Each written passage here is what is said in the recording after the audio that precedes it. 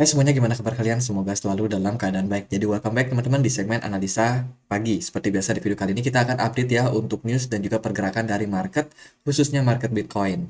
Teman-teman, kita udah dapat good news di perdagangan kemarin ya. Apa itu? Yaitu Biden and McCarthy reach tentative US debt ceiling deal. Ini adalah berita yang sangat-sangat bagus. Jadi Presiden Biden dan Ketua DPR McCarthy itu sudah menemukan atau sudah menyetujui soal keputusan debt ceiling Amerika Serikat sementara, teman-teman. Ingat sementara ya. Ini sudah mulai menemukan titik terang nih soal debt ceilingnya dan keputusan sementara yang diambil yaitu keduanya bersepakat bahwa masih bakalan menaikkan limit daripada debt ceiling mereka. Atau kalau kita lihat dari isu-isunya memang mereka akan naikin sekitar 31 triliun. Jadi bisa dibilang ini adalah upaya yang sangat-sangat bagus, teman-teman. Jadi dalam beberapa hari ke depan bakalan segera diselesaikan untuk masalah debt ceiling ini sampai kira-kira mungkin bisa bertahan sampai 2 tahun lagi ya, teman-teman. Jadi saat ini kondisi dari perekonomian Amerika nggak begitu bagus. Jadi diterjang dengan banyak sekali isu ya. Jadi tentunya menaikkan yang namanya debt ceiling ini bisa menjadi salah satu opsi ya, 31,4 triliun debt ceiling pada Saturday evening. Jadi malam Sabtu waktu di sana. Itu pada ending Mount Long statement mereka.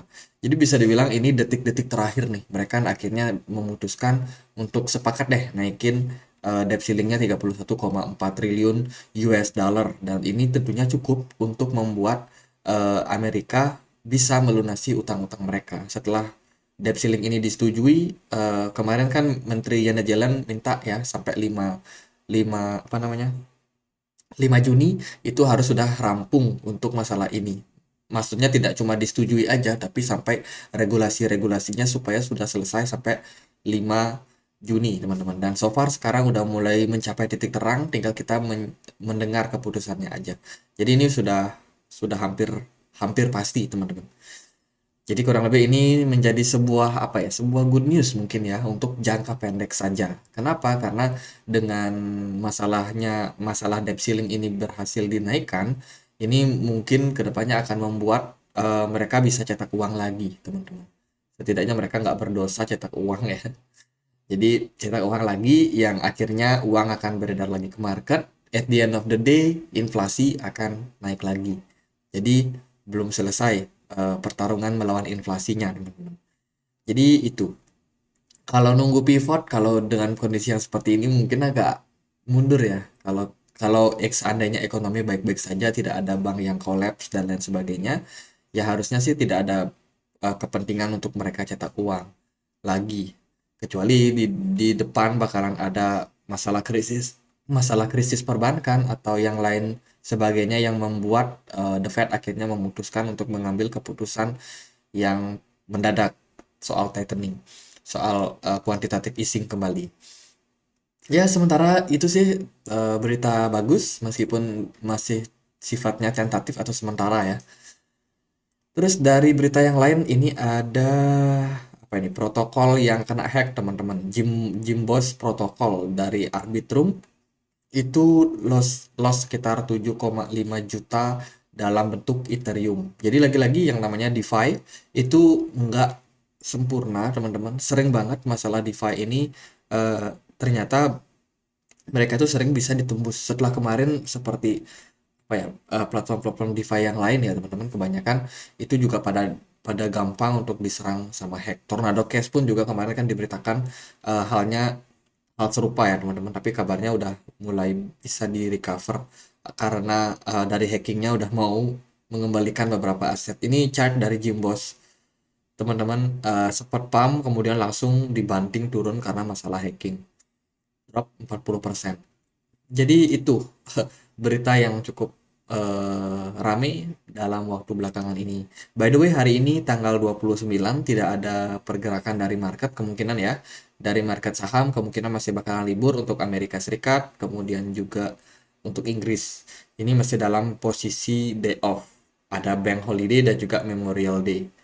Besok baru mungkin akan lebih bergejolak lagi karena besok ada data soal kepercayaan konsumen Amerika Serikat. Kita akan langsung masuk ke pembahasan chartnya, teman-teman.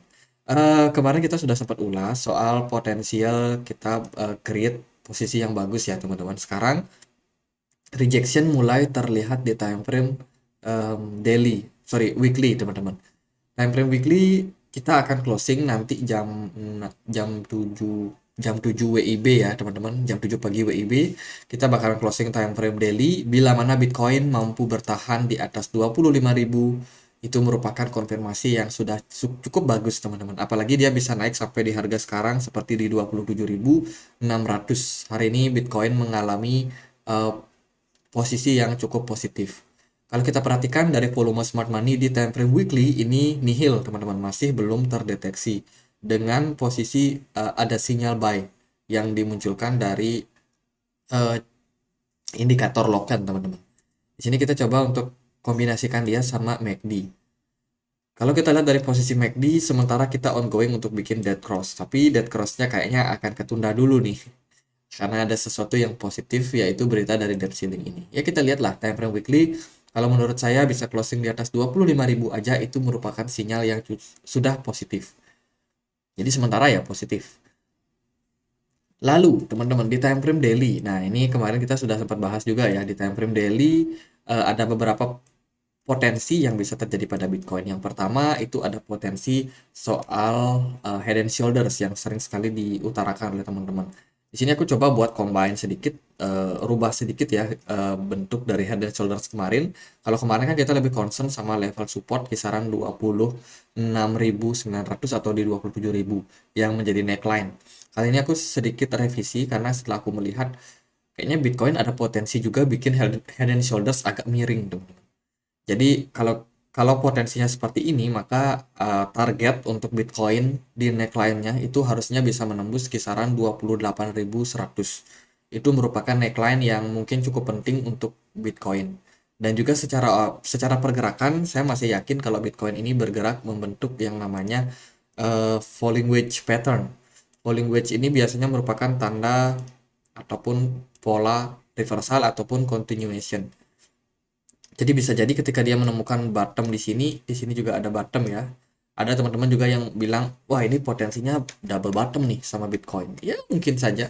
Tapi menurut saya perlu untuk pembuktian dulu nih, Bitcoin bisa nggak sih naik di atas dari 28 ribuan untuk menembus level neckline yang terbentuk daripada posisi head and shoulders tadi. Kalau kita melihat di time frame daily, saya melihat ada indikasi positif juga ya dari MACD udah mulai terjadi golden cross. Kemudian kalau kita lihat juga dari volume smart money-nya juga udah mulai muncul smart money di time frame daily. Ini merupakan indikasi positif buat Bitcoin. Next, kita akan lihat dia di time frame 4 jam. Dari time frame 4 jam, pergerakannya juga cukup positif.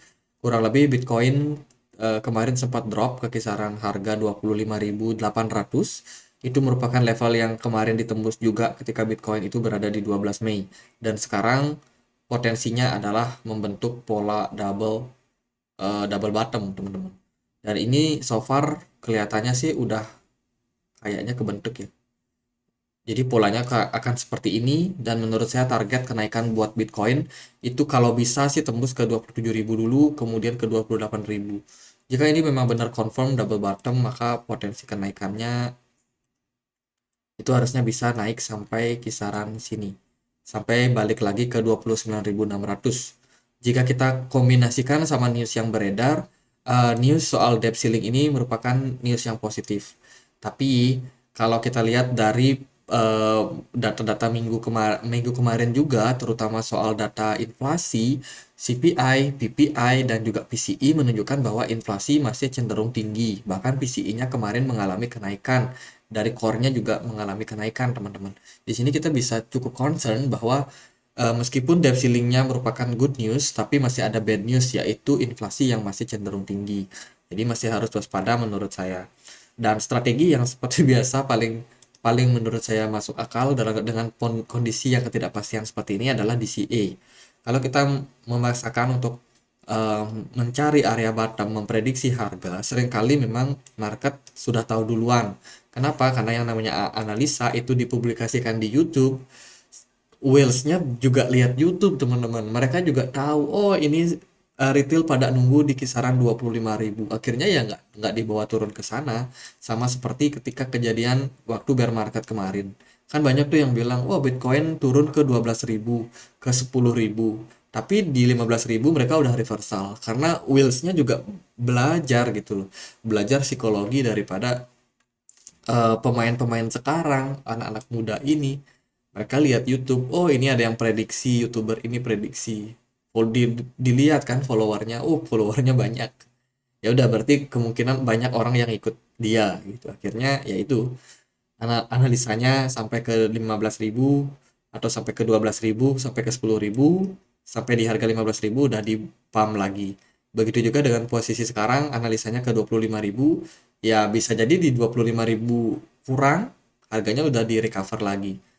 Jadi kurang lebih seperti itu. Makanya kita nggak tahu pasti arahnya kemana, ya yang paling penting ya DCA aja buat sekarang. Oke, itu indikasi positif menurut saya dari time frame weekly, daily itu udah memberikan sinyal positif. Sekarang tinggal menunggu market buka. Yang saya mau lihat sih sebenarnya adalah posisi dari eh, indeks dolar ya. Karena kan kemarin kita sudah wanti-wanti juga indeks dolar ini berpotensi bergerak dengan posisi apa namanya double bottom juga teman-teman. Apalagi saya perhatikan volume smart money-nya juga cukup tinggi. Jadi ini bisa menjadi sebuah counter nih untuk pergerakan dari Bitcoin sekarang. Nah, karena hari Senin ini mungkin market forex nggak buka, jadi kalau buka pun ya kita akan lihat nanti seperti apa pergerakan dari indeks dolar. Kalau nggak buka seandainya ya itu let's say kalau hari ini nggak buka mungkin Bitcoin masih bakalan positif.